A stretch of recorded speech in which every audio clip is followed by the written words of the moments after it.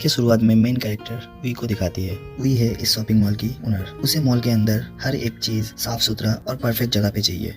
We के एक shop पे एक सेल पर धूल दिखता है और एक बैग सही से रखा नहीं था, इसलिए शॉप के एक सेल्समैन को शॉप से निकाल देता है। इसके बाद वो दूसरे शॉप पे जाता है। वहाँ जाके एक लड़के को देखता है जिसका नाम गुएन है और वो उस लड़के को देख के क्रश खाता है। उसी टाइम एक लेडी कस्टमर झगड़ा करती है। कारण था वो एक प्रोडक्ट खरीदा था, वो प्रोडक्ट खराब निकला और वो लेडी चिल्लाने लगती है। वी वो देख के जाने लगती है, पर वी के मैनेजर वहाँ ना जाने के लिए फोर्स करता है। वी वहाँ जाता है और वो लेडी शॉप के ओनर वी को गंदे तरीके से इंसल्ट करती है। तो उसी टाइम वी भी उस लेडी को उल्टा सीधा बोलने लगता है। तभी गुएन आ जाता है। ये सब हालात देख के उस लेडी को एक ऑफर देता है।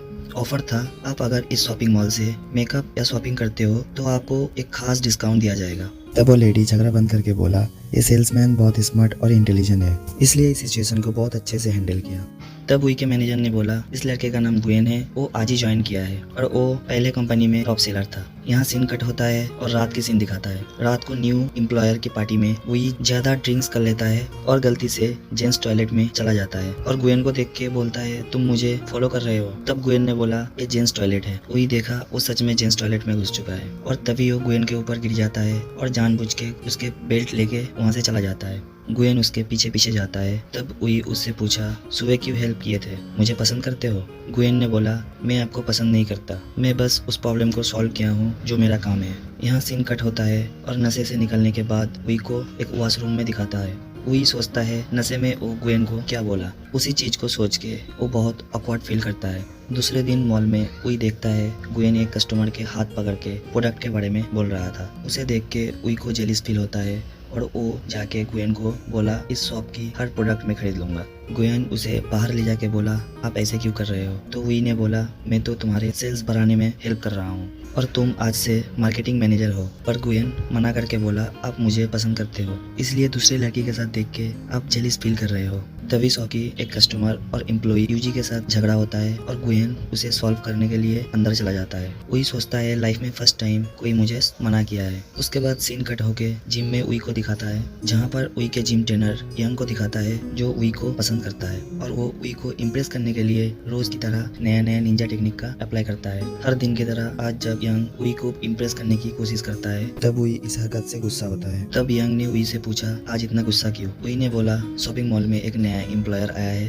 वो खुद को ज्यादा स्मार्ट और हैंडसम सोच रहा है, उसको सबक सिखाना पड़ेगा। और सीन कट हो जाता है। फिर मॉल के सीन में यूजी और एक एम्प्लॉई वी के बारे में बात कर रहा था। जब से मिस वी इस मॉल की ओनर बना है तब से बहुत एम्प्लॉयर उसके मिसबिहेव की वजह से नौकरी छोड़ा है और यही सब बातें गुएन पीछे बैठ के सुन रहा था। तभी मॉल में कुछ गुंडे आके तोड़फोड़ करने लगे और बोला, इस मॉल में हर एक प्रोडक्ट खराब और प्राइस भी ज्यादा है। वी वहाँ आके बोला, ये सब बंद करो और यहाँ से चले जाओ। तब गुंडे ने वी के साथ बदतमीजी करता है। तब गुएन आके गुंडे को मारता है और वी के हाथ पकड़ के भागता है। गुएन वी को बोला, आप सभी से चिल्ला के बात करते हो, इसलिए कोई भी आपको पसंद नहीं करता। तब वी ये बातें ना सुन के वो बोले, तुम मुझे आप करके क्यों बोलते हो, तुम करके बोलो नहीं तो नाम से पुकारो। तब गुएन गुस्सा होके बोला, मैं आपको हमेशा बचा नहीं सकता, प्लीज आप सबसे अच्छे से बात करने की कोशिश करो। इसके बाद गुएन को ट्यूशन क्लास में दिखाती है। वहाँ एक बुक पे एक लेटर मिला वी का, जिसमें लिखा था रात को 8 बजे मिलने के लिए, साथ में एड्रेस भी था। और गुएन लेटर को डस्टबिन में फेंक देता है। उधर वी गुएन के इंतजार करता है, पर वी के मैनेजर आके बोला, गुएन ट्यूशन क्लास में है, शायद इसलिए आ नहीं पाया। इसके बाद वो गुएन के ट्यूशन क्लास में चले आते हैं और वी गुएन से बोले, तुम मुझे क्यों इग्नोर कर रहे हो, तुम मुझसे मिलने क्यों नहीं आया? गुएन बोला, मैं बिजी था। तब वी गुएन को अपने कार की चाबी देके बोला, तुम आज से मेरे साथ काम करोगे और तुम्हें ज्यादा सैलरी दूंगा। गुएन कार की चाबी ना लेके वहाँ से चुपचाप चला जाता है। दूसरे सीन में वी के फियांसे जिन को दिखाता है, जिसके साथ वी का शादी फिक्स हुआ है। जिन है वी के पिता का बेस्ट फ्रेंड का लड़का और जिन वी को बचपन से पसंद करता है, बट वी उसे बिल्कुल पसंद नहीं करता क्योंकि जिन कोई भी काम ना करके बस बाप का पैसा उड़ाता है। जिन वी को बोला next day family party join करने के लिए, पर वी मना कर देता है। इसके बाद जिन के वहाँ खराब बिहेव की वजह से वी वहाँ से जाने लगे। तब जिन उसे एक गिफ्ट देता है और वो गिफ्ट गलती से नीचे गिर जाता है और तभी एक टैक्सी आके उसके ऊपर से चला जाता है। उसे देख के जिन का मन खराब होता है। तब वी पार्टी में जाने के लिए राजी होता है। दूसरे दिन वी मॉल में जाके गुएन को देख के उससे बात करने के लिए उसके पास जाता है और तभी जिन सामने आ जाता है और बोला, तुमने कल बोले थे आज पार्टी में चलोगे। वी ना चाह के भी उसके साथ चले जाता है। दूसरे सीन में वी और जिन के फैमिली एक साथ बैठ के लंच कर रहा था और अपने अपने ब्रांडेड प्रोडक्ट के बारे में बोल रहा था। ये सब सुन के वी फर्स्टेड होके वहाँ से चला जाता है एंड मॉल में जाके गुयन को बोला तुम मेरे बॉयफ्रेंड हो जाओ। गुयन ने बोला मैं पहले ही मना किया हूँ। वी बोला सिर्फ 1 महीने के लिए, फिर मैं तुम्हें मॉल की मैनेजर बना दूंगा और महीने में 15 दिन छुट्टी भी दूंगा। तब भी गुयन मना कर देता है। वी बोला 2 दिन में सोच के बोलना। बाद में वी कार से जा रहा था, तब देखा गुयन को कोई एक लड़की हक कर रहा था। दूसरे सीन में गुयन के साथ उसी लड़की को बैठ के डिनर करते हुए दिखाता है। ये लड़की का नाम गुई है जो गुयन की छोटी बहन है। उन दोनों के बातें से पता चलता है गुयन के पिता कर्जदार था जो उसे मिटाना है और गुई बाहर जाके पढ़ना चाहता है, बट स्कॉलरशिप ना मिलने पे वो दुखी होता है। पर गुयन उसको बोला तुम दुखी मत हो, सब कुछ नॉर्मल हो जाने के बाद मैं तुम्हें बाहर पढ़ने के लिए भेजूंगा। दूसरे सीन जिम में यंग गुई को इम्प्रेस करने की कोशिश करता है, पर गुई ने बोला मैं गुयन को पसंद करता हूँ तो इसलिए तुम ये सब बंद करो। तब यंग ने बोला तुम जिसको पसंद करते हो उसके बारे में क्या जानते हो, ये भी हो सकता है उसका गर्लफ्रेंड हो। तभी गुई दूसरी रात के बारे में सोचने लगे। यंग से पूछा कैसे उसके बारे में जानकारी लो। यंग ने बोला तुम फैमिली पिकनिक ऑर्गेनाइज करो, तब अगर वो अपनी फैमिली से इंट्रोड्यूस कराता है तब तुम समझ जाना वो तुमसे भी प्यार करता है। दूसरे दिन वो सब फैमिली पिकनिक पे जाता है, पर गुयन के साथ कोई नहीं आता। तब वही गुयन से पूछा तुम्हारे साथ कोई क्यों नहीं आया, तुम किसी से प्यार करते हो। गुयन ने बोला ये जान के आप क्या करोगे। उसके बाद वो सब गेम खेलता है और फिर लास्ट में जब सब कोई गिफ्ट ले रहा था तब गुयन देखता है वही वहाँ नहीं है। फिर सब कोई वही को ढूंढने लगे। वही जब मिला तब वो रेलवे स्टेशन पे बैठ के ड्रिंक्स कर रहा था। गुयन उसके पास जाके बोला यहाँ क्या कर रहे हो। तब वही ने बोला मैं क्या इतना खराब हूँ कि कोई मुझे पसंद नहीं करते, तो मैं इस शॉपिंग मॉल की जिम्मेदारी से रिजाइन कर लूंगा। गुयन ने बोला तुम जैसे भी हो परफेक्ट हो। वही ने बोला तो तुम क्यों मुझे पसंद नहीं करते हो। और बोला मैं जब छोटा था तो ऐसे नहीं था, पर मुझे बोला गया सक्सेस पर्सन बनने के लिए स्ट्रिक्ट और रूड बनना पड़ता है। गुयन उसे समझा के वहाँ से गोद में उठा के ले जाता है। दूसरे दिन जिम में यंग उससे पूछा कल लास्ट गेम में तुम कहाँ थे। वही ने बोला मुझे कुछ पता नहीं। तभी उसे याद आया एक बुक में पढ़ा था किसी को प्यार में अंधा करने के लिए उसे जेलिस फील कराना जरूरी होता है। फिर उसके बाद मॉल में जीन को दिखाती है, जहाँ जीन वी को फूल और डायमंड रिंग गिफ्ट देता है, पर बॉक्स में रिंग नहीं था। ज्वेलरी शॉप के मालिक ने बोला तुम जितने पेमेंट किए हो उसमें बस खाली बॉक्स ही आएगा, और टैक्सी ड्राइवर भी जीन से भाड़ा मांगने लगे। और गुयन ये सब शॉप के अंदर से देख के हंस रहा था, कारण वी गुयन को जेलिस फील कराने के लिए ये सब किया था। तभी वी गुस्सा होकर वहाँ से चला जाता है। उसके बाद गुयन के शॉप में कॉस्मेटिक खरीदने के लिए आती है, तो गुयन ने बोला तुम्हें ये सब करने की जरूरत नहीं है।